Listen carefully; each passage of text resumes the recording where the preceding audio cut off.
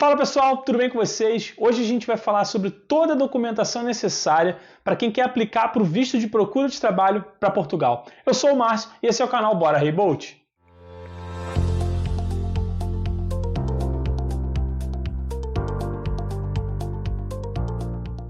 Esse vídeo é longo, então caneta e papel na mão, se acomoda aí, assiste com calma porque tem muita informação importante. A gente vai falar de todos os documentos necessários, passo a passo, tintim por tintim, beleza? Se você que está aí assistindo tem condições financeiras e pode contratar um advogado, eu recomendo que você faça isso. Porque é realmente estressante, é muita papelada que a gente tem que juntar, a gente corre o risco de deles exigirem outras coisas. Então, se você tem condições e pode contratar um advogado, eu recomendo que o faça. Agora, se assim como eu, você não tem grana sobrando e tem tempo, está planejando aí, quer aprender, quer saber sobre tudo que é necessário, vai para dentro, mergulha de cabeça. É difícil, é enjoado, mas não é impossível. Eu estou passando para vocês aqui a experiência que eu tive com a VFS Global do Rio. Eu apliquei para eles e o meu visto foi aprovado. No processo, houve algumas exigências que eu precisei corrigir, que eu precisei enviar de documentos para eles, mas no modo geral eu consegui passar sem grandes problemas, sem grandes prejuízos. Eu vou passar para vocês a experiência que eu tive com eles. Outros consulados ou outros VFS podem ter algumas características próprias, mas de um modo geral elas funcionam quase que todas de forma igual. Eu acredito que você que está assistindo já sabe para que serve o visto, mas se você ainda não sabe muito bem, o visto de procura de trabalho te dá o direito de ficar em Portugal durante 4 meses. Você vai para lá procurar um emprego. O emprego tem que ser um emprego subordinado, com contrato de trabalho, igual no Brasil, como se fosse carteira assinada. Caso você consiga emprego em 4 meses, você vai juntar alguns outros documentos, vai até a AIMA e vai apresentar a documentação para eles e pegar a tua autorização de residência. Se em 4 meses você não conseguir emprego, você pode postergar por mais 2 meses. Mas para isso você tem que ter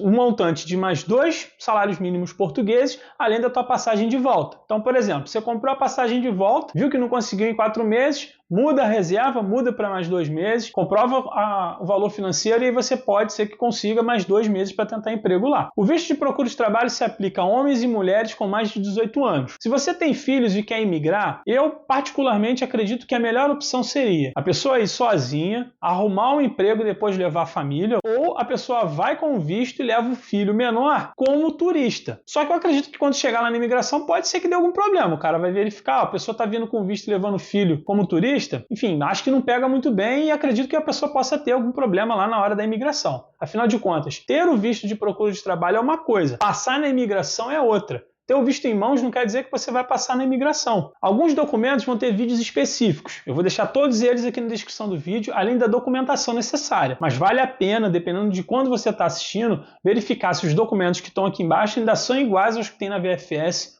ou não. Eu recomendo fortemente que você faça essa documentação e edite tudo mais no computador. Fazendo celular eu tentei, é chato, é complicado. Se você não entende muito sobre edição de documentos, de arquivo de PDF, recomendo que você veja alguns vídeos no YouTube explicando como é que faz. Não é nenhum bicho de 7 cabeças, mas tem que ter uma certa noção para editar. Vocês têm 2 opções, ou vocês editam os documentos no computador e depois imprimem, ou podem imprimir tudo em branco e preencher a caneta preta. Fica a critério de vocês. Como é que eu organizei a minha pasta? Eu cortei umas tirinhas de papel e anotei lá 01, 02, 03. Serão aproximadamente 18 documentos que a gente vai ter que enviar. Alguns a mais, outros a menos. Então, você coloca lá, dobra o papelzinho e coloca no documento. Documento 2, reúne ele. Quando você for mandar para o consulado, você vai tirar esses papeizinhos, vai reunir todo mundo, vai colocar no envelope, fechar, colocar o endereço de remetente destinatário e levar para o correio. É só isso. Lembrando, se você vai com a sua esposa ou seu esposo, o visto é individual. Vocês vão mandar a documentação separada. Tem que ser tudo separado, pessoal. Qual é o primeiro documento que vocês vão colocar aí, que vocês vão endereçar o 01? O documento 01 nada mais é que o teu passaporte e uma foto 3x4. Esse é o primeiro documento. Vocês vão ter que mandar o passaporte de vocês, ele vai ficar lá com eles até ser aprovado ou não, beleza? E uma foto 3x4, mais uma vez, sem fundo branco, sem brinco, sem óculos, que possa ter teu rosto, né, bem visível. 3x4 padrão. Segundo documento, vocês podem fazer no computador. Destinatário e remetente. Vocês vão colocar lá o destinatário, a VFS, no meu caso, a VFS do Rio. Vocês vão ver aí qual é a VFS da jurisdição de vocês. E o destinatário é a residência de vocês. Eu recomendo que vocês não mudem, tá, o documento quando vocês enviarem o endereço de vocês de envio, que seja o mesmo que a VFS vai mandar o passaporte de volta. Alterar não é muito interessante. Terceiro documento, checklist. O checklist vocês vão ter aqui embaixo para vocês pegarem ou no próprio site da VFS. Esse checklist vai estar ali uma opção de vocês marcarem o quadradinho em relação a toda a documentação que vocês estão enviando. Esse checklist é basicamente um outro checklist do que a gente está falando aqui. Então vai ter todas as informações ali da documentação, se vocês têm ou não. No checklist tem uma parte que fala sobre se vocês forem, por exemplo, residente de outro país, tem a documentação comprobatória disso. No caso, provavelmente você que está assistindo aí, você é brasileiro, você vai estar enviando, então você não vai ter nenhum documento, nem nada para essa parte. Então você vai deixar em branco. O resto você pode preencher. Quando eu enviei o meu, eu enviei o checklist tradicional, que tem lá no site da VFS. Posteriormente, eles me exigiram que eu enviasse o checklist da CPLP. Eu tive que enviar novamente para eles o checklist preenchido. E eu mandei duas opções para eles imprimirem. Eu mandei uma opção só com o cabeçalho preenchido e com os quadrinhos em branco, e mandei um com o cabeçalho, com os meus dados pessoais e os quadrinhos todos preenchidos. Só essa parte dos residentes em branco. O quarto documento é o formulário. O formulário está aqui embaixo para vocês assistirem o vídeo. É um vídeo bem detalhado explicando passo a passo o preenchimento do formulário. O quinto documento é uma cópia do passaporte. É aquela parte ali onde tem a foto e os dados pessoais. Preto e branco ou colorido, fica a critério. O sexto documento é o PB4, mais uma cópia da sua CNH ou do seu RG e do cartão do SUS. Se vocês tiverem condições de contratar um seguro viagem, melhor ainda. Vai ter uma garantia lá de segurança para vocês. Se não, só o PB4, ao que tudo indica, nesse momento, né, a gente está agora em 2024, está sendo aceito. O sétimo é o apostilamento de AIA dos antecedentes criminais. Tem vídeo específico sobre ele aqui também, de como obter e como que faz o apostilamento. O oitavo é o requerimento criminal português, que vocês autorizam o governo português a procurar se vocês têm antecedentes criminais lá em Portugal ou não. O nono documento é a cópia da passagem de retorno de Portugal para cá. Eu recomendo a vocês que comprem a passagem com opção de cancelamento, ao invés de fazer só reserva. Por quê? Eles podem implicar, tem relatos de que eles implicam com essa situação, e outra, vocês chegando lá, não deu certo, vocês têm pelo menos a passagem de volta garantida. E se ficar, conseguir um emprego, deu tudo certo, vocês podem cancelar, pedir o dinheiro de volta ou remarcar para alguma outra viagem que vocês queiram fazer. É muito importante, comprem a passagem. Só a reserva é uma grande chance deles implicarem com isso. Lembrando, a passagem de volta ela tem que ser com exatos 120 dias após a data que vocês colocarem lá que vocês têm interesse de entrar em Portugal. Não adianta botar 121 dias ou 119 dias, são 120 dias cravados. Então, quando vocês comprarem a passagem, comprem com essa data. Mesmo que o visto, por exemplo, atrase um pouquinho e venha depois da data que vocês colocaram de ida, é importante que vocês tenham a data de volta quando vocês fizerem o preenchimento e enviem todo o documento com 120 dias certos. 120 dias corridos, hein? O décimo documento é a carta de intenção e recursos financeiros. Talvez seja uma das partes mais importantes de toda essa documentação. Tem vídeo aqui embaixo explicando sobre ele. Façam com muito carinho, porque pode ser o divisor de águas entre ser aprovado ou não. O 11º documento é a reserva do hotel. Como é que eu fiz? Eu fiz pelo Booking, fiz uma reserva de 30 dias e fiz uma reserva de 90 dias. Infelizmente, o valor da reserva vai ficar alto, não tem para onde correr. Vocês vão passar aí dos 20 mil reais tranquilamente. Então é interessante que vocês tenham lá no banco um montante superior ao valor da reserva, ou que vocês, por exemplo, digam que vão contratar um relocation, ou que vocês vão reservar um quarto, alguma coisa do tipo. Porque existe sim alguns relatos de que eles estão reclamando que a pessoa tem um montante inferior ao valor da reserva do hotel. A gente sabe que 99% das pessoas não vão usar essa reserva. A gente só reserva mesmo porque eles exigem. Então, na tua carta de intenção, é interessante que você encontre uma forma de explicar que você não vai usar esse hotel. Isso aí é só uma questão burocrática que eles exigem. Que você tenha outros planos. Contratar um relocation, vai ficar em algum local, mas que você possa provar que você vai ficar nesse local e que esse local talvez tenha um preço mais reduzido em relação ao que tem lá na reserva do hotel.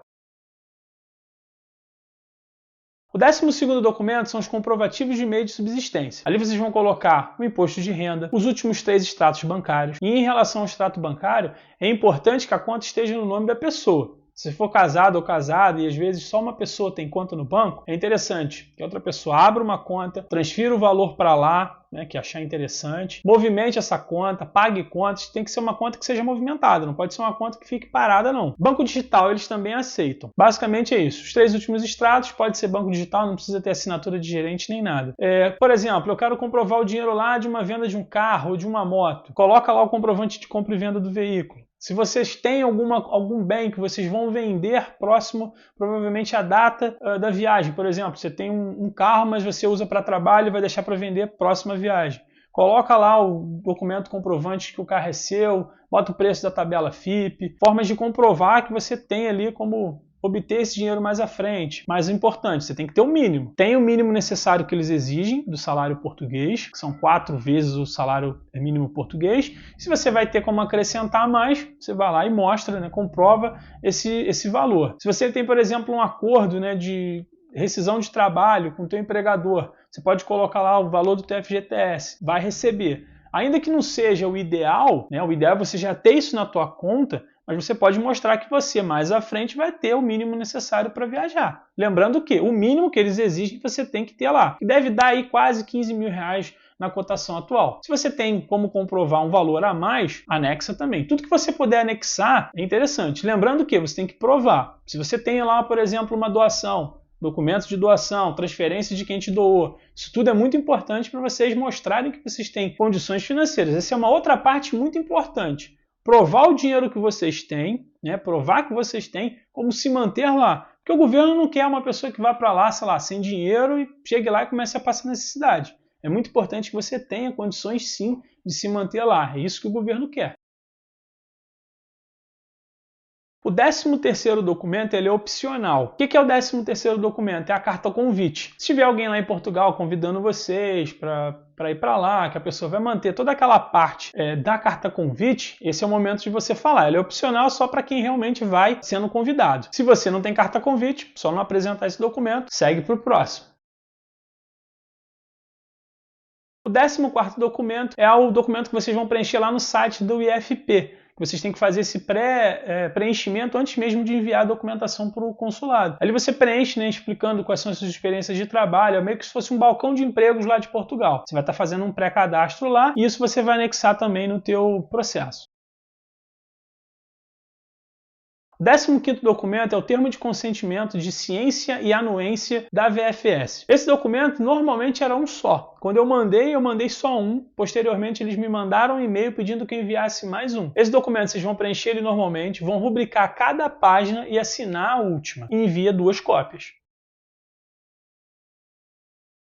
O 16º documento é uma declaração para a VFS, onde você declara que só vai viajar para Portugal se tiver o visto, que você tem ciência disso tudo. Aqui embaixo na descrição também tem essa declaração para vocês preencherem e anexarem.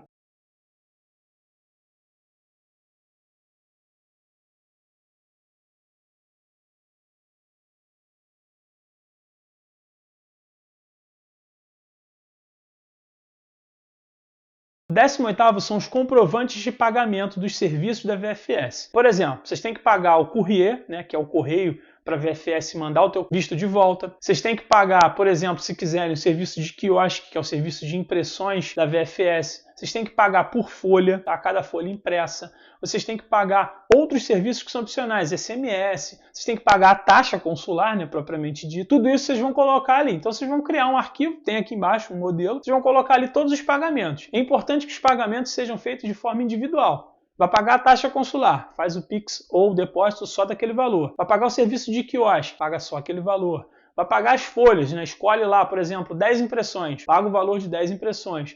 Esses valores são tabelados e tem no site da VFS. Eu, particularmente, paguei o serviço de pré-verificação de documentos. Que serviço é esse? A VFS vai verificar os documentos que eu enviei antes dela enviar diretamente para o consulado. Foi esse serviço que eu paguei, no qual eles me exigiram alguns documentos a mais. Eles me exigiram o termo de ciência a mais, me exigiram para enviar um novo checklist, né, da CPLP, o preenchimento do documento lá do formulário. Teve um item que eu coloquei o documento do meu passaporte, eles pediram para eu colocar o meu RG. Então, essas coisas foi o serviço de pré-verificação que eu paguei. Então, eles pré-verificaram, fizeram essas exigências, Posteriormente, eu mandei os novos documentos e aí sim eles enviaram para o consulado. Tem a opção também de você pagar o serviço para que eles preencham o documento para vocês. Eu não achei tão interessante porque eu já enviei o documento preenchido. Agora, se você não quer preencher, tem medo, tem insegurança, você pode mandar o formulário em branco, lá eles fazem o preenchimento e posteriormente enviam para o consulado.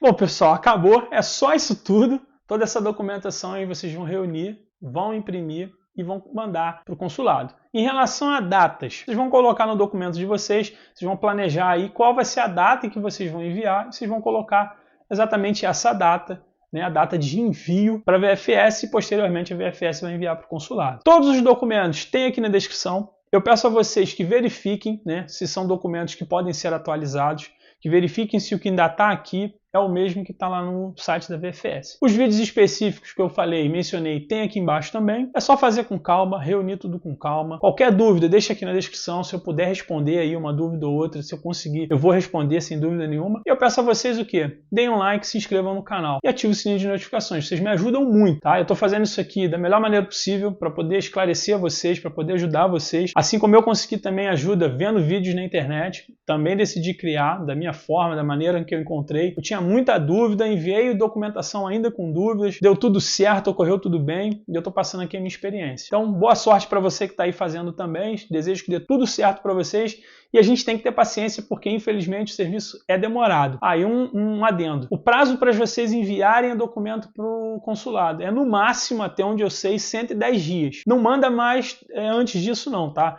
130, 150 dias, 160 dias. A chance deles receberem e te mandarem de volta dizendo que o prazo é muito longo é grande. Então, 110 dias vocês enviam. E aí, torçam, né, para que eles façam o serviço deles lá com o máximo de agilidade possível para que vocês possam, então, comprar a passagem de ida. Não recomendo que comprem a passagem antes. É tentador comprar, o valor é bem mais baixo, mas corre o risco de atrasar e vocês acabarem perdendo aí a passagem. Se for comprar com antecedência, né, compra com opção também de remarcação, beleza? Bom, é isso. Espero que vocês tenham gostado e até o próximo vídeo sobre imigração e viagens. Um grande abraço, valeu, fui!